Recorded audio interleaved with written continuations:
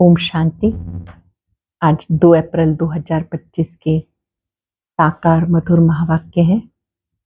आज की मधुर मुरली में बाबा ने बहुत सुंदर बात सिखाई।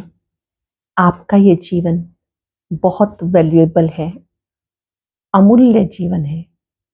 इस अमूल्य जीवन में आपको दूसरों की सर्विस करनी है।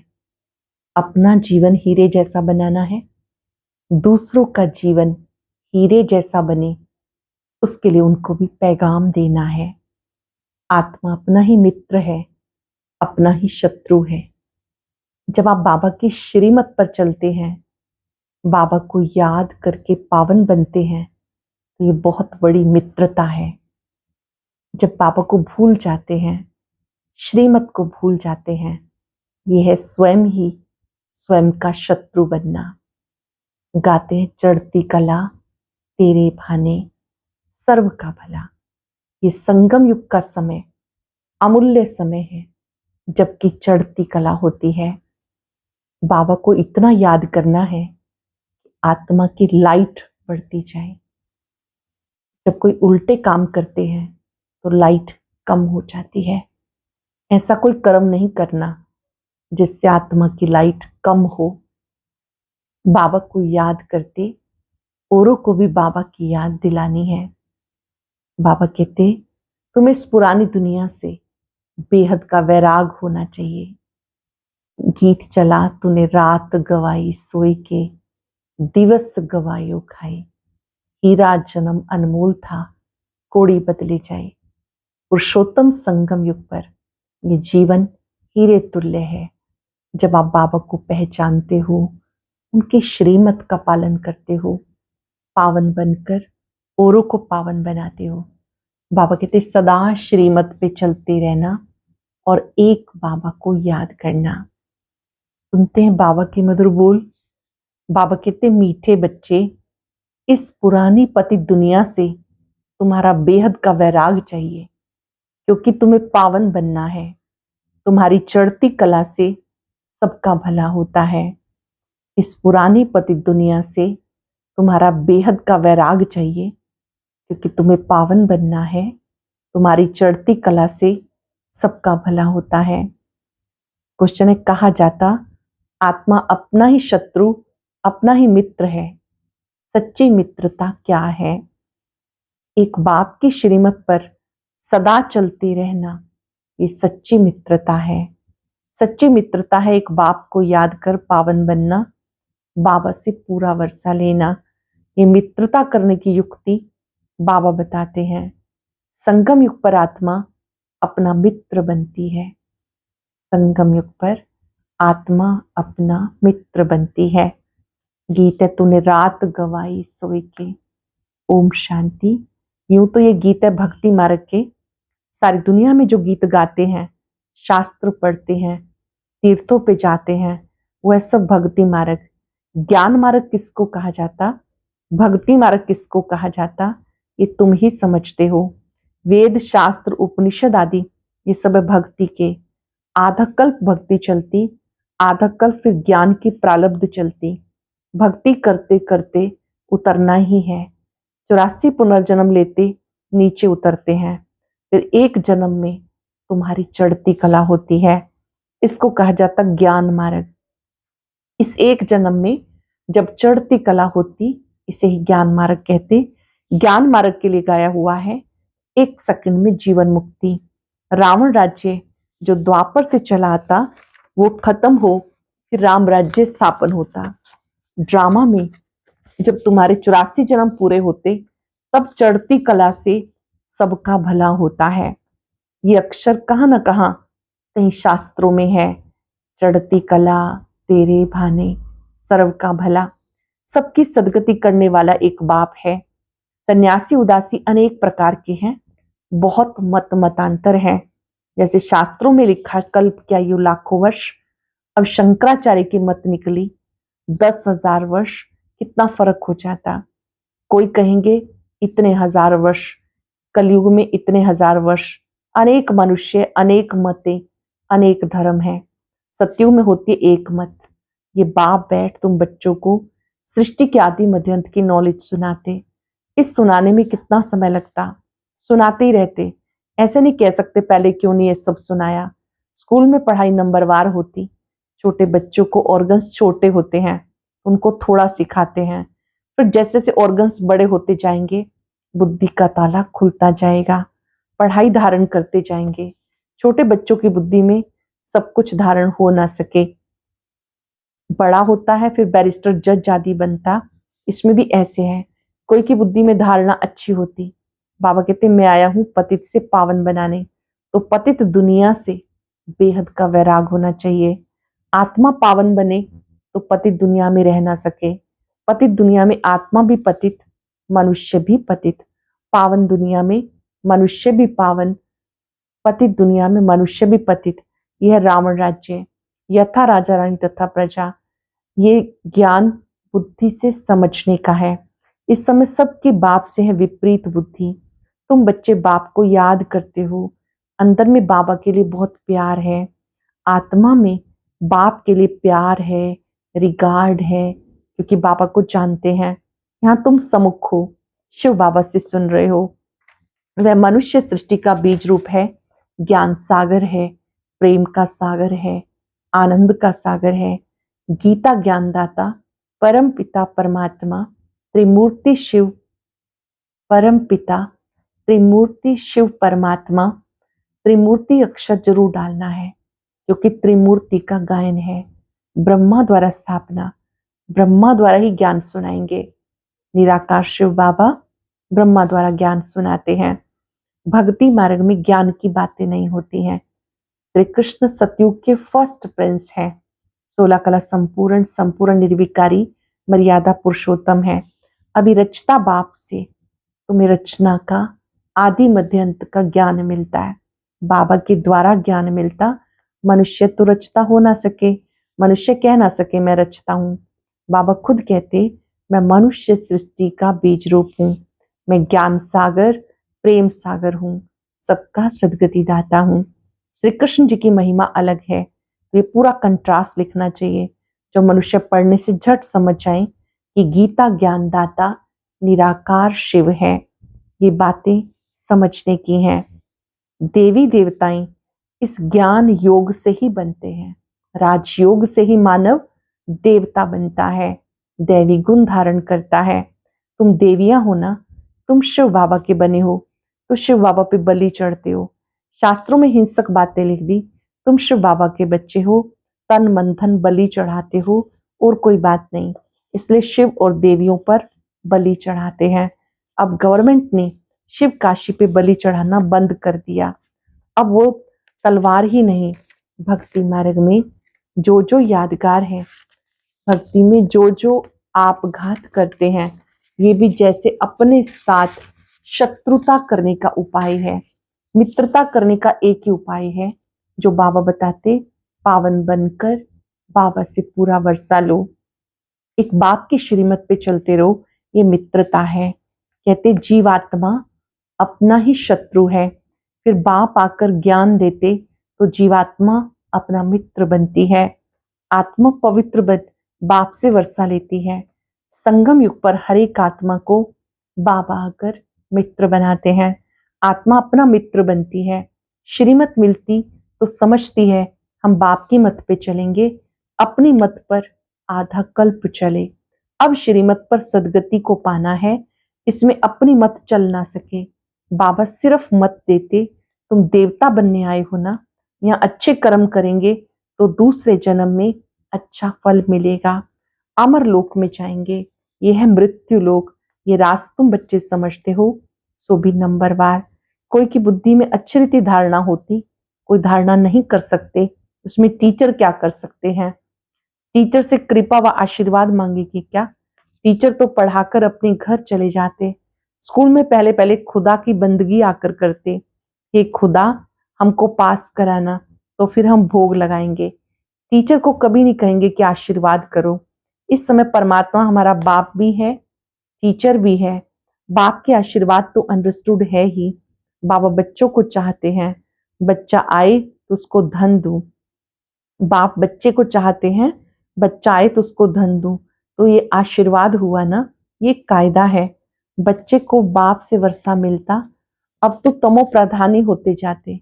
जैसा बाप वैसे बच्चे, दिन प्रतिदिन हर चीज सतो प्रधान होती जाती, तमो प्रधान होती जाती, याद से सतो प्रधान होती है। हर चीज दिन प्रतिदिन तमो प्रधान हो रही है, तत्व भी तमो प्रधान। ये है दुख धाम। 40,000 वर्ष अभी और आयु हो तो क्या हाल हो जाएगा। मनुष्यों की बुद्धि बिल्कुल तमो प्रधान हो गई।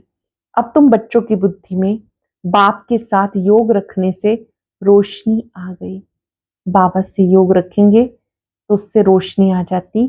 बाबा कहते जितना याद में रहेंगे उतना लाइट बढ़ती जाएगी। याद से आत्मा पवित्र बनती, लाइट बढ़ती जाती। याद ही नहीं करेंगे तो लाइट मिलेगी नहीं। याद से लाइट वृद्धि को पाएगी। याद नहीं किया तो कोई विकर्म कर लिया तो लाइट कम हो जाएगी। बाबा को याद नहीं किया पर कोई विकर्म कर लिया तो लाइट कम हो जाएगी। तुम पुरुषार्थ करते हो सतो प्रधान बनने का, ये बड़ी समझने की बातें हैं। याद से तुम्हारी आत्मा पवित्र होती जाएगी। तुम लिख भी सकते हो, ये रचयता और रचना का ज्ञान श्री कृष्ण दे नहीं सकते, वो तो है प्रारब्ध। ये भी लिख देना चाहिए 84वें अंतिम जन्म में श्री कृष्ण की आत्मा फिर से ज्ञान ले रही है, फिर फर्स्ट नंबर में जाते हैं। हम सब जानते हैं प्रजापिता ब्रह्मा, ये वही आत्मा है जो कभी सतयुग में श्री कृष्ण जी थे। जन्म पुनर्जन्म लेते लास्ट बर्थ में प्रजापिता ब्रह्मा कहलाए। ये आत्मा फिर से ज्ञान ले रही है, वृद्धि होती जाती। दास दासियां भी बहुत होंगे ना जो पूरे 84 जन्म लेते हैं। 84 जन्म ही गिने जाते। जो अच्छी रीति इम्तहान पास करेंगे वो पहले पहले आएंगे। जितना देरी से जाएंगे तो मकान पुराना तो कहेंगे ना, नया मकान बनता, धीरे धीरे दिन प्रतिदिन आयु कम होती जाएगी। वहां सोने के महल बनते, वो तो पुराने हो ना सके। सोना तो सदा ही चमकता रहेगा, फिर भी साफ जरूर करना पड़े। जेवर भी भले पक्के सोने के बनाओ तो भी आखिरी चमक तो कम होती है, फिर उसको पॉलिश चाहिए। तुम बच्चों को सदैव खुशी रहनी चाहिए, हम नई दुनिया में जाते हैं। सदा खुशी रहे, हम नई दुनिया में जाते। इस नर्क में ये अंतिम जन्म है। इन आंखों से जो कुछ देखते हैं जानते हैं ये पुरानी दुनिया, पुराना शरीर है। अभी हमें सतयुग नई दुनिया में नया शरीर लेना है, वहां 5 तत्व भी नए होते हैं। ऐसे विचार सागर मंथन चलना चाहिए।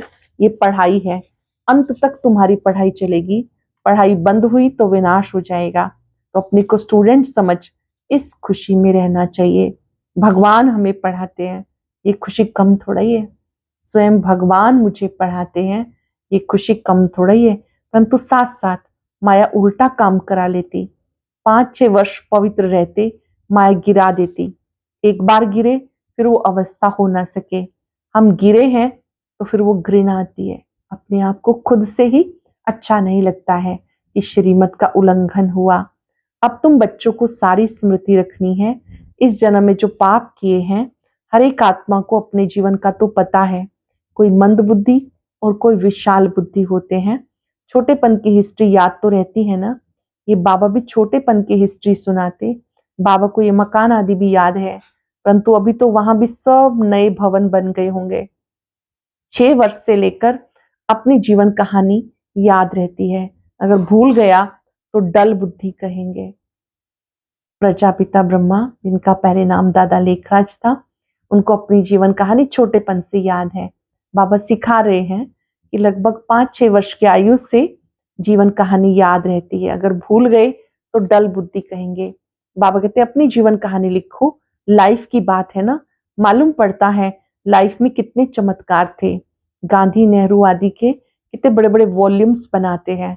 लाइफ तो वास्तव में तुम्हारी बहुत वैल्यूएबल है।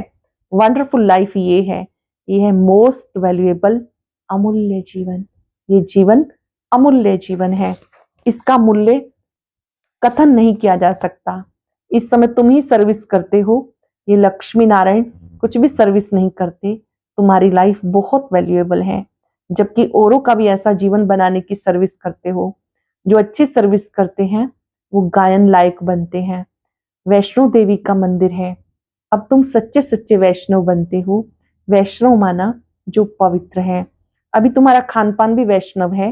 पहले नंबर के विकार में तुम वैष्णव हो ही। जगत अम्बा के सब बच्चे ब्रह्मा कुमार कुमारियां हैं। ब्रह्मा सरस्वती बाकी बच्चे हैं उनकी संतान। नंबरवार देवियां भी हैं जिनकी पूजा होती। बाकी इतनी भुजाएं आदि दी वो सब है फालतू। तुम बहुतों को आप समान बनाते हो तो भुजाएं दे दी। ब्रह्मा को सहस्त्र भुजाएं दिखाते हैं। जो बाबा के मददगार बनते हैं वो भुजा के रूप में गाए जाते। ब्रह्मा को भी 100 भुजा 1000 भुजा दिखाते। ये सब भक्ति मार्ग की बात है। तुम्हें बाप कहते दैवी गुण धारण करने हैं। किसी को भी दुख ना दो। इसको उल्टा सुल्टा रास्ता बताकर सत्यानाश मत करो। उल्टी राय किसी को नहीं देना।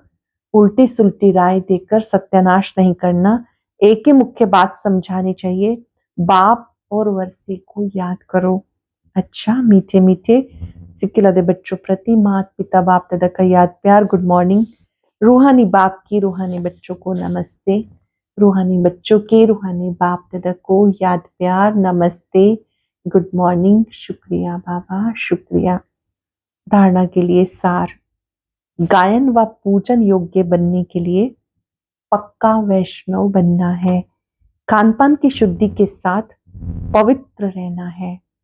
इस वैल्यूएबल जीवन में सर्विस कर बहुतों का जीवन बनाना है। बाप के साथ ऐसा योग रखना है जो आत्मा की लाइट बढ़ती जाए। कोई भी विकर्म कर लाइट कम नहीं करनी है। अपने साथ मित्रता करनी है। अटेंशन से सुनेंगे। गायन व पूजन योग्य बनने के लिए पक्का वैष्णव बनना है। खानपान की शुद्धि के साथ साथ पवित्र रहना है। इस वैल्यूएबल जीवन में सर्विस कर बहुतों का जीवन श्रेष्ठ बनाना है। बाप के साथ ऐसा योग रखना है जो आत्मा की लाइट बढ़ती जाए। कोई भी विकर्म कर लाइट को कम नहीं करना। अपने साथ मित्रता करनी है। वरदान है स्वस्थिति की सीट पर स्थित रहे। परिस्थितियों पर विजय प्राप्त करने वाले मास्टर रचता भव। स्वस्थिति की सीट पर स्थित रहे। परिस्थितियों पर विजय प्राप्त करने वाले मास्टर रचता भव। कोई भी परिस्थिति प्रकृति द्वारा आती है, इसलिए परिस्थिति रचना है। स्वस्थिति वाला रच्यता है। मास्टर रचता व मास्टर सर्वशक्तिवान कभी हार नहीं खा सकते। असंभव। अगर कोई अपनी सीट छोड़ते हैं तो हार होती है। सीट छोड़ना अर्थात शक्तिहीन बनना। सीट के आधार पर शक्तियां स्वतः आती हैं। जो सीट से नीचे आ जाते हैं उन्हें माया की धूल लग जाती है। जो सीट से नीचे आ जाते उन्हें माया की धूल लग जाती। बाप दादा के लाडले मरजीवा जन्मधारी ब्राह्मण कभी देह अभिमान की मिट्टी में नहीं खेल सकते। मरजीवा जन्मधारी ब्राह्मण कभी देह अभिमान की मिट्टी में खेल नहीं सकते। कोई भी परिस्थिति प्रकृति द्वारा आती, इसलिए परिस्थिति रचना है। स्वस्थिति वाला रच्यता है।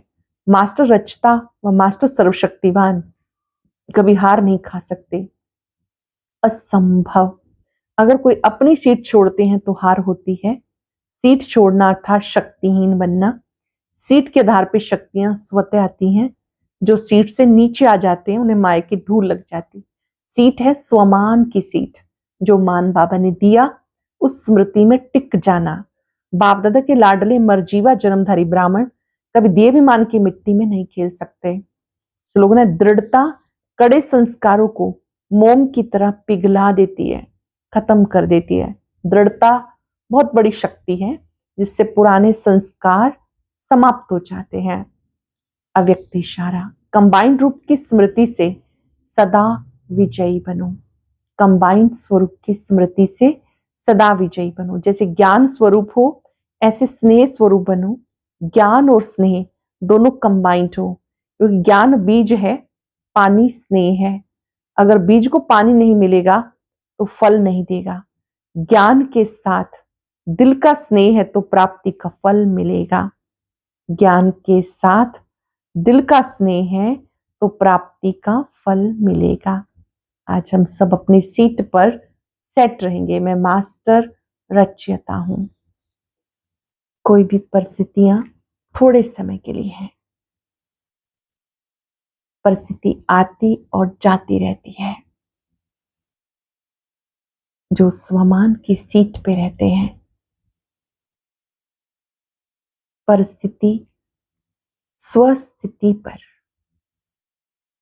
हावी नहीं हो सकती। स्वस्थिति श्रेष्ठ है तो परिस्थिति कुछ भी नहीं। मास्टर रचयिता किसी भी परिस्थिति में हलचल में नहीं आएंगे, सदा अचल रहेंगे। बाबा से शक्ति लेते जाएं, सबको देते जाएं।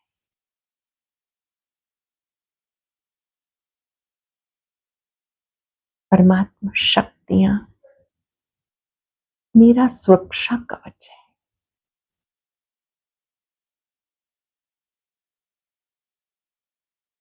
इन शक्तियों की छत्र छाया में मैं सदा प्रसन्न हूं।